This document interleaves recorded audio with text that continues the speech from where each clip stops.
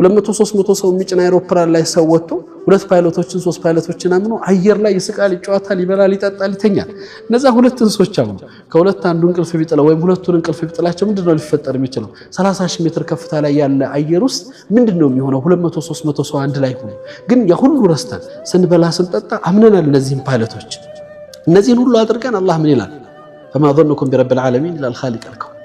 ለዓለማቱ ያላችሁ እምነት ይሄ ከሆነ ለፍጥረታት ያላችሁ እምነት ይሄ ከሆነ ለዓለማቱ ጌታ ያላችሁ እምነት እንዴት ነው ይላል ኻሊቀል ከውን ይሄ ነው ቅድም እንዳልኳችሁ ሙሳን አለይሂ ሰላም ባህርን የከፈለ በነብዩ ፊት ለፊትና እነሱን ለመያዝ የቆሙ ሰዎች ላይ አይናቸውን የጋረደ የሆነ ጌታ በእያንዳንዱ ህይወት ጉዳዮቻችን ላይ ለአላህ ነገሮችን ስንሰጥ አላህ ነገሮችን መቀየር የሚችል ነው فما ظنكم برب العالمين ان الخالق الكون لله لن ጥርጣሬ ምንድነው እንዴት ተጠረጥሩኛላችሁ እንዴት ታስቡኛላችሁ ይላል አላህ والله خالق الكون ነገራቶች ሁሉ ኩን ፈየኩን በማለት የሚቀይር ጌታ ከችግራችን ወደ ደስታ ከመከራችን ወደ ስኬት ማምጣትና ማሻገር የሚችልታ በኩን ቃሉ የሚቀይር ጌታ ነውና ለሱ ያለን እርግጠኝነት ሲቃ